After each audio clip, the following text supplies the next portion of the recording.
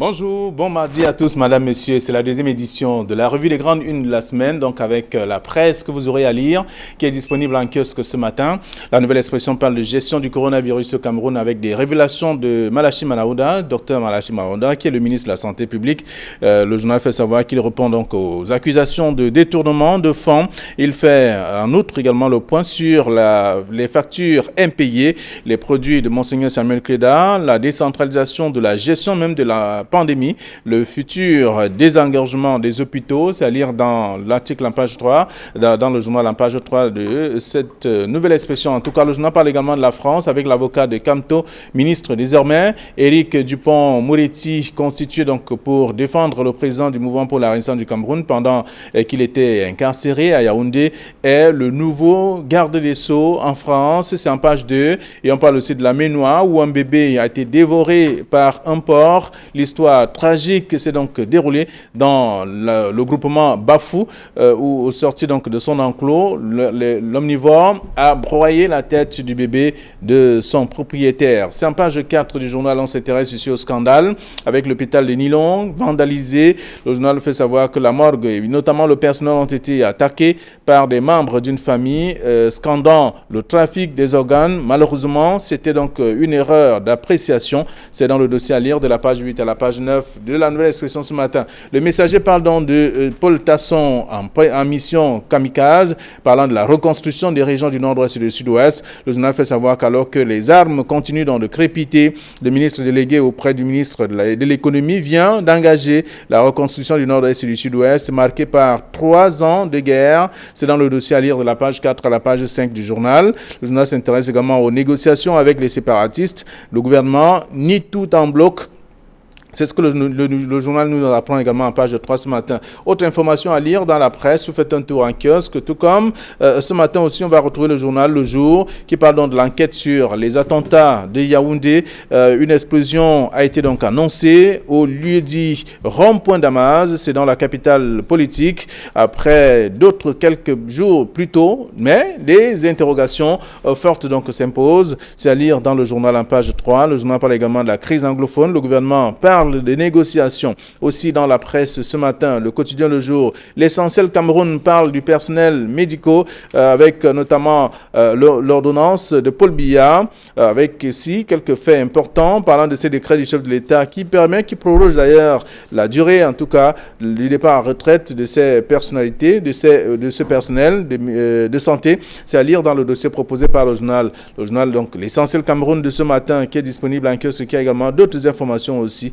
Le journal Mutation parle de communauté, tranche du vivre ensemble. C'est le titre proposé par le journal pour expliquer qu'il y a justement comment l'intégration nationale se vit donc à travers le Cameroun, loin des clichés, des réseaux sociaux. C'est le dossier proposé par le journal de la page 7 à la page 14. Le journal parle également de contact avec les sécessionnistes. À quoi joue donc le gouvernement? C'est la question, mais la réponse est contenue en page 6 du journal Mutation de ce matin.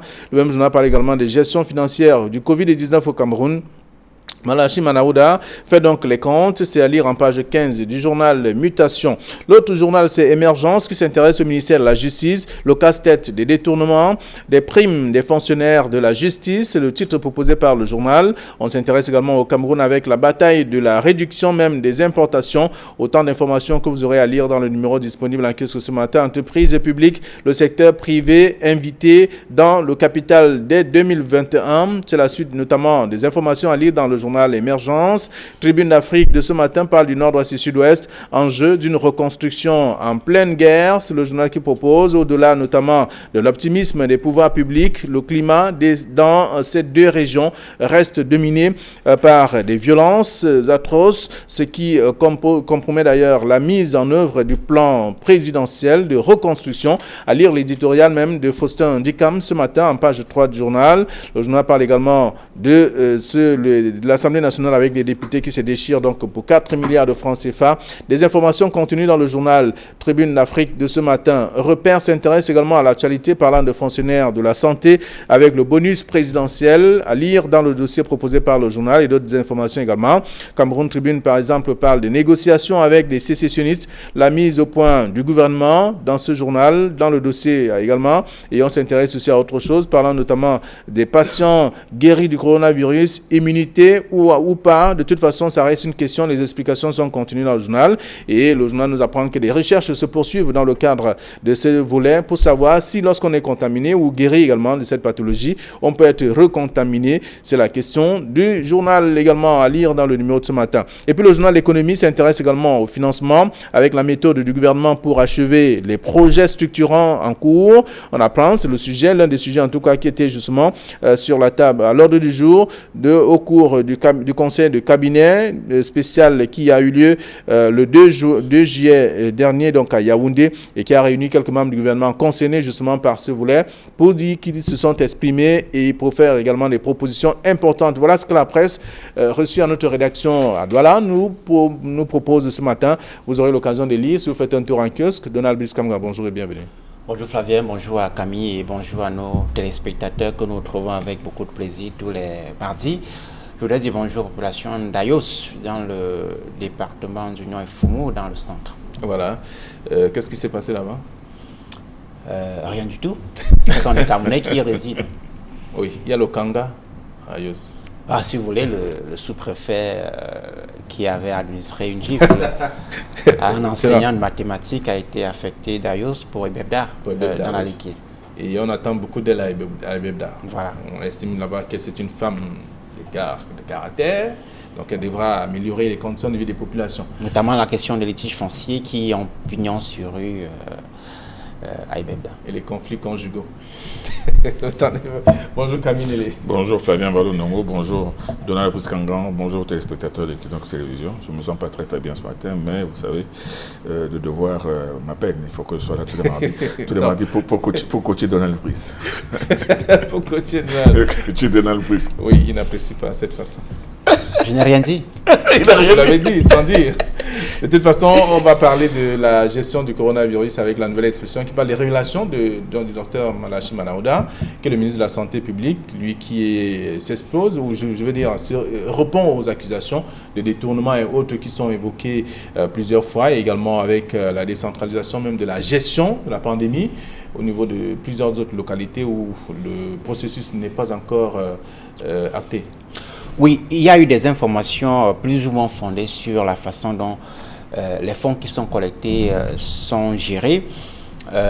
Il me semble que le ministre de la Santé publique a, au cours de cette rencontre d'hier avec les professionnels de médias, apporté un certain nombre d'informations. On apprend par exemple que 3 comptes ont été créés, 2 dans 2 banques privées de la place, nous ne les citerons pas, et un dernier compte, le 3e, dans les livres du Trésor public, notamment au ministère des Finances. Alors, les 2 premiers comptes indiquent le ministre sont notamment orientés vers les régions pour le financement de la riposte au niveau des régions. Il a fait le point. On apprend par exemple que en termes d'organisation, il y a un régisseur de ces comptes-là, il y a un ordonnateur unique qui n'est pas le ministre de la Santé, a-t-il précisé. Il y a également une information importante sur l'intégration de la médecine traditionnelle. Peut-être pour finir avec la question financière, on apprend, et ça a souligné que l'État doit entre 10 et 12 milliards au privé, à ceux qui apportent des intrants, mais également en termes de dette, en tout cas pour la prise en charge, et que les procédures doivent être bouclées au ministère des Finances, et où on fera le point pour savoir s'il y a de l'argent pour payer ces personnes à qui l'État doit de l'argent. Mais également une information importante sur la prise en charge des malades par les médecins traditionnels, comme on les appelle. On apprend que le produit de Monseigneur Samuel Keda devrait connaître son sort, pour ainsi dire, dans les prochaines semaines, prochains mois, si on lit entre les lignes, même si on peut relever que c'est quand même depuis au moins 3 à 4 mois que les prélèvements ont été faits. Le ministre nous apprend dans le journal ce matin que le conseil scientifique qu'il préside il y a une semaine, indiquait la procédure au bout de laquelle ce produit devait être pris en compte. Évidemment que là, on peut noter, même s'il y a une volonté, que ça traîne quand même. Voilà. En tout cas, il y a plusieurs points qui ont été touchés ou révélés et même exposés, discutés même entre le ministre et notamment les médias qui étaient face à lui pour comprendre un peu le fonctionnement, la gestion même du Covid-19 au Cameroun. Moi, je pense que ça a été une bonne chose, cette rencontre entre le ministre et les journalistes et communicateurs a été une bonne chose dans la mesure où on le voit se débrouiller comme un beau diable, monter, descendre, donner les bilans chaque jour, mais on ne sait rien exactement de ce qui se passe dans le fond et dans la forme. Donc, l'idée, si elle est de lui, elle a été très très bonne. Parce qu'il fallait vraiment qu'il donne des réponses claires, nettes et précises à un certain nombre de questions, surtout des questions qui sont posées dans les réseaux sociaux, avec tous les jours des accusations de détournement incroyables. Donc, le ministre a répondu comme il a pu, bien évidemment. Il a dû user de la langue de bois pour parler de certaines choses, parce qu'il ne pouvait pas tout dire, il ne pouvait pas ouvrir le front de la marmite. Mais toujours est-il qu'à l'entendre, tout ne va pas pour le mieux. Dormir affamé, oui, tout ne va pas pour le mieux dans le meilleur des mondes, mais que les choses avancent et que, bon, un certain nombre de choses sont faites. Et il a expliqué même comment l'argent circule, l'argent est géré. Bon, on verra bien. Mais par contre... Mais le cas estime que... Il reçoit, mais ce n'est pas lui qui gère forcément. Mais c'est ça que je voulais dire. C'est-à-dire que ce qui est de curieux, c'est que lui, il reçoit de l'argent, mais ce n'est pas lui qui gère l'argent. Et c'est ça, bon, il est vrai que ce n'est pas forcément le rôle d'un ministre que de gérer l'argent, c'est pas forcément parce qu'il est ministre de la Santé. Bon, mais le problème, c'est de savoir si c'est... Il y a une pandémie et... Vous savez, dans ce genre de choses, c'est pas comme dans une sorte de djangui où il y a un président, il y a un secrétaire général, il y a un caissier. Le truc est beaucoup plus grand, la situation est beaucoup plus grave, elle est d'envergure nationale. Il était même de bon ton que l'ordonnateur ne soit pas forcément celui qui encaisse l'argent. Donc, ce ne pourrait pas forcément être une mauvaise chose. Mais ce qui a retenu mon attention, effectivement, qui m'a laissé sur ma faim, c'est la question sur la prise en compte de la thérapeutique traditionnelle.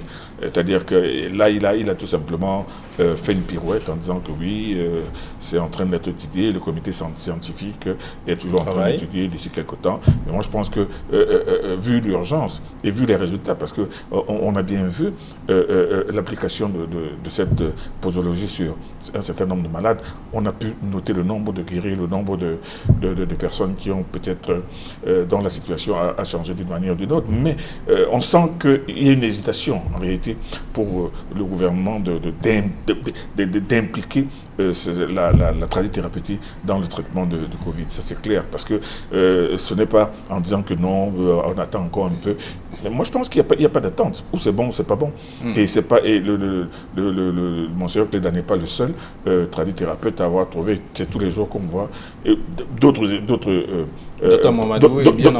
prélats même. Ceux qui sont là et moi je pense qu'il faut que ce comité scientifique s'investisse un peu plus dans la recherche effectivement de l'intégration de cette thérapeutique dans la lutte contre le Covid. Il est vrai que de l'autre côté aussi, le gouvernement a peut-être peur, parce qu'on voit qu'à Madagascar, malgré le traitement qui avait été trouvé, on voit que la pandémie a repris de l'envol là-bas. C'est peut-être pour ça qu'ils ont un peu peur. Mais je crois que le comité scientifique gagnerait vraiment à se prononcer et de façon directe et de façon claire. En tout cas, on estime que l'attente devient longue, alors qu'on attend justement qu'il y ait des résultats pour permettre une bonne prise en charge des patients du Covid-19. Oui, l'attente est d'autant plus longue que lorsqu'on lit le ministre ce matin, on perçoit bien qu'il dit que il ne s'agit pas de faire une étude scientifique du produit de Monseigneur Samuel Cléda, mais il s'agit simplement de déterminer les principes actifs du produit, mais également d'évaluer le niveau de toxicité de ce produit-là. Et donc, lorsque cette précision est apportée, on ne comprend pas trop pourquoi la procédure est aussi longue. C'est peut-être de la prudence. La prudence, d'accord, mais ça fait 3 mois environ qu'on en est là. Si on est autant prudent, 3 mois suffisent pour être prudent et prendre la décision qui s'impose, d'autant plus que nous sommes face à une urgence, une pandémie qui meurtrir l'ensemble du monde et nos concitoyens. Très bien. Vous aurez l'occasion de lire ce que le journal a proposé ce matin pendant la gestion du coronavirus avec les révélations de Manaouda Malachi. En page 3, c'est le ministre de la Santé publique. Et là, le Messager de ce matin parle de reconstruction du nord-ouest et sud-ouest. Paul Tasson en mission kamikaze, c'est ce que le journal dit, mais alors que les armes continuent de crépiter. Oui, la reconstruction du nord-ouest et du sud-ouest pose deux principaux problèmes. Au moins, d'abord au plan purement politique, on peut trouver qu'il est absurde d'envisager la reconstruction dans une région qui est toujours en proie à des attaques, à la fois des groupes armés, mais également des affrontements entre ces groupes-là et les forces de défense et de sécurité.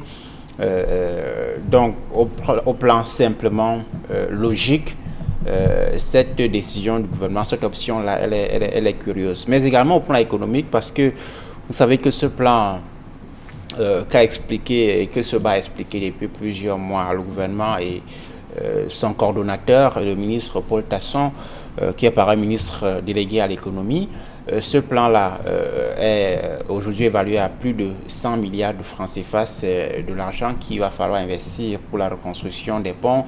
Les priorités ont été fixées, les hôpitaux, les routes, les ponts qui ont été détruits à l'occasion de cette crise qui dure depuis 4 ans. C'est de l'argent qui va devoir être investi. C'est un investissement qui n'est pas certain d'être sécurisé en raison notamment des développements que je viens de faire, à savoir que les armes continuent de crépiter. Donc, à ce double titre-là, le Messager semble voir juste ce matin que le dit que c'est un ministre qui est en mission kamikaze dans les régions du nord-ouest et du sud-ouest. Mais le gouvernement s'est donné ce défi. On attend bien de voir quels sont les gages, les garanties que c'est une mission qui est accompagnée. Camille, le ministre Paul Tasson aura tout vu et tout entendu, en tout cas, durant son séjour, même si le journal rappelle quand même ce matin que pendant qu'il fait les tours, pendant qu'il essaie de tout arranger pour engager la reconstruction du nord-ouest et du sud-ouest, il y a des armes qui continuent de tonner de ce côté. Oui, il y a des armes qui continuent de tonner, il y a aussi des terroristes qui continuent d'être neutralisés.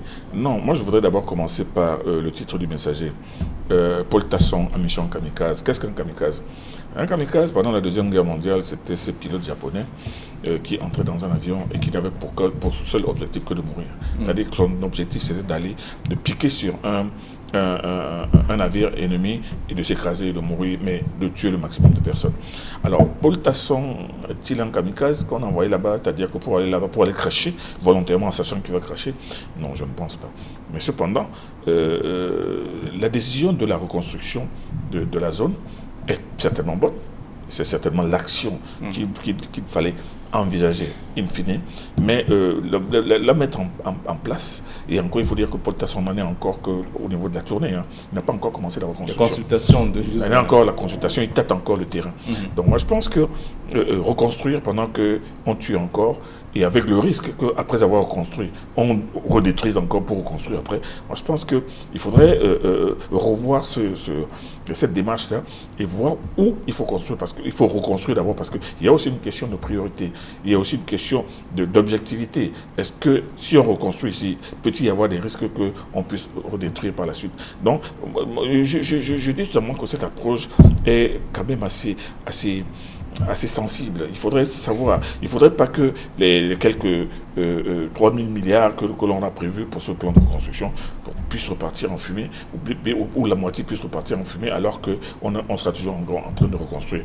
Donc la reconstruction, pendant que les combats se poursuivent toujours, moi je pense que c'est une option assez acrobatique. Mais bon, on va bien voir. Alors, donc on aura l'occasion de lire tout cela dans le journal. C'est un dossier que propose le journal Le Messager ce matin, parlant de la reconstruction du nord-ouest et du sud-ouest. Paul Tasson en mission kamikaze, c'est à lire de la page 4 à la page 5 du journal. Alors, il y a une affaire qui fait jaser, de toute façon, c'est dans la Ménoire, avec ce bébé qui a été dévoré par un porc qui est sorti de son enclos pour aller faire poser cet acte-là. C'est la nouvelle expression qu'il dit ce matin. Oui, d'après le récit que propose la nouvelle expression, il s'agit d'une true précisément qui avait mis bas au moment des faits. L'histoire se déroule à Bafou, dans le département, groupement Bafou dans le département de la Ménois, à l'ouest du Cameroun. Alors l'enfant qui est âgé de 2 mois environ était dans son berceau lorsque la truie est venue le dévorer. Alors il se trouve que dans ces cas-là, on peut d'abord noter qu'il y a manifestement de la négligence de la part des parents, mais à Bafou, on a commencé les supputations autour des tenants et les aboutissants de cette affaire-là, soupçonnant des pratiques magico-religieuses. Mais on peut noter au plan purement scientifique que lorsque une true met bas dans ces conditions-là, elle a extrêmement faim. Et donc, lorsqu'elle n'a pas de quoi manger, le plus souvent la true, lorsqu'elle n'a pas de quoi manger, s'il n'y a pas de quoi manger, elle peut même consommer, dévorer ses tout petits. Donc, dans ces conditions-là, on peut noter qu'il y a de la négligence familiale, mais également regretter que les animaux puissent se balader de façon aussi facile. Voilà. Kaminele, c'est un fait de société. Un fait de société tout simplement épouvantable, inimaginable. Mais essayez de concevoir ça dans votre tête. Essayez d'avoir dans votre tête l'image de cette truc qui est en train de manger un bébé de 2 mois. C'est épouvantable tout simplement. Et c'est par la tête que forcément l'animal a commencé. Oui, mais comme le dit Donald Brice, c'est essentiellement dû à la négligence des parents. On ne peut pas avoir un enfant de 2 mois et le laisser sur le sol ou pas loin du sol, avec des animaux tout à côté et puis avec même une truie qui vient d'accoucher. Non, c'est pas possible, qui vient de mettre bas. Non, c'est tout simplement épouvantable. Vraiment, c'est cauchemardesque. Oui. Alors, on va dire autre chose. Il y a le messager qui parle des négociations avec les séparatistes. Le gouvernement nie tout en bloc, alors que Mutation ce matin pose une question. À quoi joue le gouvernement, parlant justement de cette rencontre aussi. D'autres tabloïds sont revenus également sur le même sujet ce matin. Oui, le ministre de la Communication a publié hier soir un communiqué d'une page indiquant que les négociations évoquées sur les réseaux sociaux entre le gouvernement et les séparatistes n'étaient pas conformes à la réalité. C'est d'ailleurs la une de Cameroun Tribune. Oui, voilà. Alors, René Sadi ne précise pas quelle est cette réalité à laquelle ces informations-là ne seraient pas conformes. C'est silence total sur la version officielle. Mais il se trouve que jeudi passé, les leaders séparatistes, certains leaders séparatistes conduits par Sisiko Ayoutabé a rencontré le directeur général de la recherche extérieure, Marcy Meko à Yaoundé, manifestement pour discuter des bases des futures négociations en vue d'un cessez-le-feu dans les régions du nord-ouest et du sud-ouest. Alors après cette rencontre-là, il y a eu une communication tous azimuts dans le camp des séparatistes. Sisiko Ayoutabé lui-même a fait une sortie indiquant les conditions qu'il a posées aux officiels camerounais à l'occasion de cet échange-là. En lisant René Sadi, on perçoit bien qu'il y a de la prudence lorsqu'il y a de communiquer sur cette rencontre-là. Non seulement de la prudence, mais et également de la ruse. On voit bien que le gouvernement a été dévancé au plan de la communication sur cette affaire, parce que lui, le gouvernement n'a rien dit sur ce qui s'est passé jeudi. Eh bien, et les séparatistes, eux, ont pris les devants pour dire ce qui s'est passé et les conditions qui sont posées. À la fois ceux qui ont préparé la rencontre, mais également ceux qui n'ont pas été contactés, notamment à l'étranger. On a lu Chris Agnew sur la légitimité ou non de Sisiko de pouvoir discuter, servir d'interlocuteur au gouvernement. Mais la sortie de Sadi rappelle également que le gouvernement est fortement clivé sur cette question. Vous savez qu'il y a 2 camps au sein du gouvernement. Le camp de ceux qu'on pourrait appeler les modérés, qui sont pour qu'on sorte effectivement la crise, et le camp de ceux qui défendent l'orgueil d'État, le maintien en prison de tous ceux qui ont été arrêtés dans cette crise. Et c'est le camp de ceux qu'on pourrait appeler les faucons, les tenants de la ligne dure sur la crise anglophone. Kaminele, c'est une autre lecture que vous faites, même si aujourd'hui, lorsqu'on parle de négociations avec les séparatistes, le gouvernement qui nie tout en bloc, et le journal Cameroun Tribune qui parle donc de la mise au point du gouvernement. Ma lecture n'est pas tellement différente de celle de Donald Brice, parce que le ton de René Sadi est prudent, comme il dit. C'est-à-dire qu'il dit que ce qui se dit n'est pas juste. Bon, mais alors qu'est-ce qui s'est passé? Il ne dit pas ce qui s'est passé. Il ne dit pas si quelque chose s'est passé ou quelque chose ne s'est pas passé. Et ce qui est un peu embêtant dans tout ça, c'est que le gouvernement, du côté du gouvernement, les choses se passent toujours comme si les gens sont trop légers. À supposer même qu'une démarche peut être impulsée par le gouvernement pour rencontrer Ayoub Tabé. Moi, je pense que ce genre de choses se font avec une discrétion absolue. Une discrétion telle qu'on puisse s'assurer qu'en cas de rencontre de refus, en cas de rencontre d'un refus, que les choses s'en tiennent là sans que ça puisse faire beaucoup de bruit. Mais qu'il y ait une rencontre entre le directeur de la DGRE avec Sédhiou Ayoub Tabé et que tout de suite après, cela soit diffusé dans tous les réseaux sociaux à travers le monde entier, ça veut dire qu'il n'y a pas de fumée sans feu. Bon, maintenant, on peut aussi comprendre que si l'affaire a clashé, c'est certainement, parce qu'on l'a entendu d'ailleurs, Ayoub Tabé aurait dit que lui, s'il faut discuter avec quelqu'un, lui discute avec Paul Biya, parce que lui, il est le chef de l'État de l'Amazonie, Paul Biya est le chef de l'État du Cameroun. Ça veut dire que dès le départ, les bases étaient faussées, parce que ce n'était pas une question de réconciliation ou bien de retour à la paix, mais c'est une question de deux États qui devaient négocier. Et puis de l'autre côté, on a aussi entendu les autres cerveaux de la lutte ambazounienne qui ont commencé à balancer des postes en disant que Sédhiou Tabé est complètement disqualifié, il est en prison, il n'a plus aucune maîtrise du terrain. Bref, c'est allé un peu dans tous les sens. C'est pour cela que moi je pense que le gouvernement a fini par se cabrer et estimer que bon, cette affaire-là, elle a été mal à manger. Elle a été mal à manger parce qu'elle a été mal conçue dès le départ.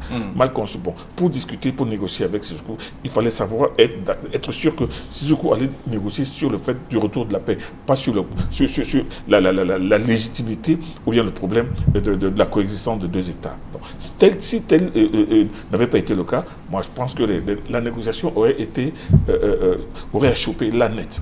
Maintenant, où on se retrouve dans une sorte de cul-de-sac, où on aurait tenté de faire quelque chose, ça n'a pas marché, maintenant ça s'est répandu dans les réseaux sociaux. On se retrouve dans une situation bien embêtante. Bon, le ministre de la Communication a sorti un communiqué, vous voyez bien qu'il use grandement de la langue de bois.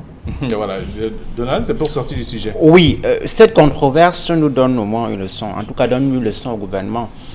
Le gouvernement se contente le plus souvent d'avoir une fonction rectificative, c'est-à-dire de rattraper chaque fois une information qui a été donnée. Certains parlent du gouvernement des démentis, et ça, ce n'est pas pour servir le gouvernement. On peut avoir une fonction offensive, plus avant-gardiste, plus transparent. Nous sommes dans un contexte où les gens recherchent l'information et où les citoyens sont de plus en plus attentifs à la gestion des affaires publiques et donc s'intéressent à toutes sortes d'informations qui peuvent être ventilées, qu'elles soient fondées ou non. Le gouvernement aurait pu, après cette rencontre, faire un communiqué, apporter des précisions qui peuvent être apportées, en restant mesuré, en restant réservé, quitte à ce qu'on reste sur sa soif, mais en indiquant quand même qu'il y a eu quelque chose. En tout cas, l'information a été publiée et maintenant le gouvernement est en train de faire du rattrapage. Maintenant, est-ce que c'est un tournant décisif dans la recherche des solutions à la crise anglophone? Tout dépendra de la dose de sincérité des acteurs de part et d'autre.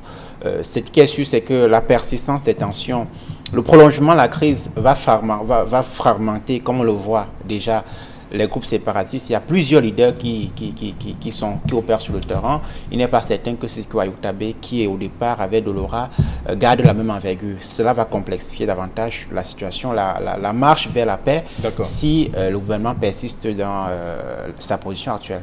Allez, on le voit bien, le sujet fait le tour des tabloïds, notamment avec la sortie du ministre de la Communication qui estime qui nie tout en bloc, c'est ce que le journal La Nouvelle, le Messager dit.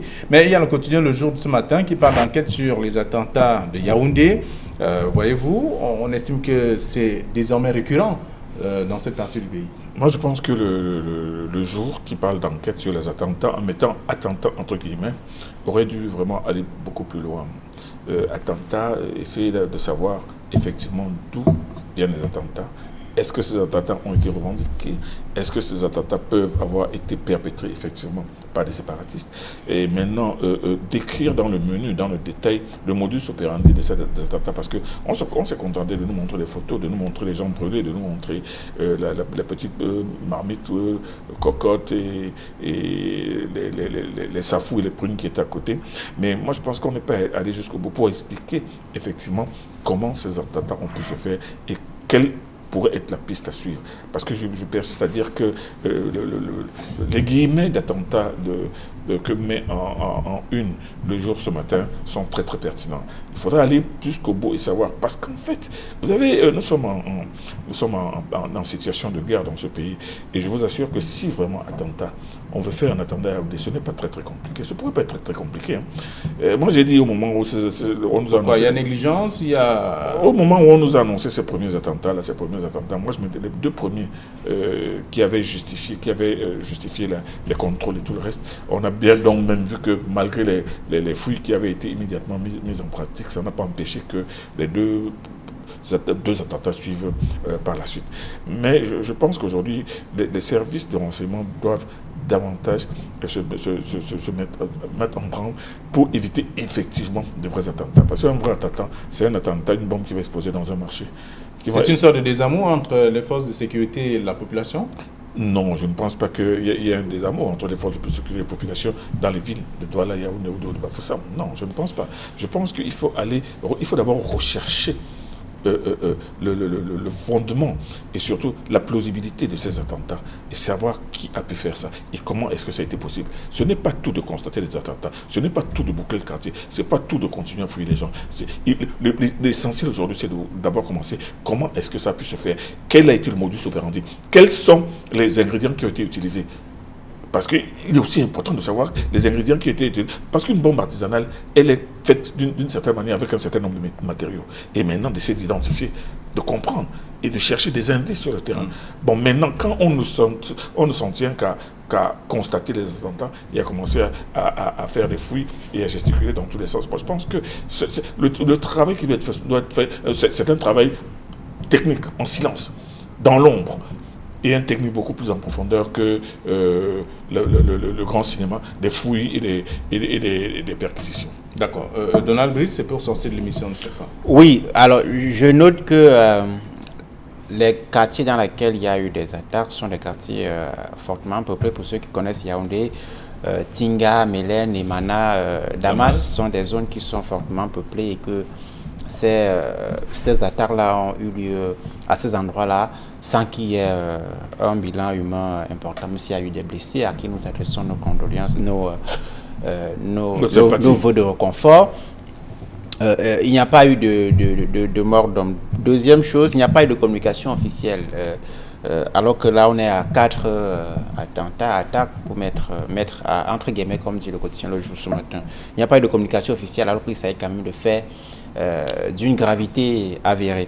Troisième chose, nous sommes quand même dans un contexte où le gouvernement fait face à plusieurs crises, nord-ouest, sud-ouest, Boko Haram, la pandémie du coronavirus, avec des difficultés, des crises qui mettent en lumière les difficultés de gouvernance, les faiblesses de notre système gouvernant. Connaissant également, si on s'en tient aux antécédents passés, connaissant également l'enthousiasme du gouvernement camerounais qui est souvent porté vers les communications, la défense de son intégrité, de son honneur. Dans de telles circonstances, il est curieux que ni le ministre de l'administration territoriale, ni le ministre de la Défense, ni le ministre de la Communication n'aient dit mot sur ces attaques-là. Il n'est pas exclu que ce soit des mises en scène. Très bien. Alors, vous aurez l'occasion de lire ce que le journal a réservé comme traitement à cette actualité. Enquête sur les attentats de Yaoundé. C'est le quotidien Le Jour qui titre ainsi, donc à lire en page 3 de ce matin. Merci à vous, chers messieurs. Nous sommes arrivés au terme de cette édition, la deuxième de la semaine, la revue des grandes unes. Demain, ce sera la troisième, il sera 9h20. Mais vous aurez l'occasion d'aller lire la presse si vous serez informés. Bonne journée à tous.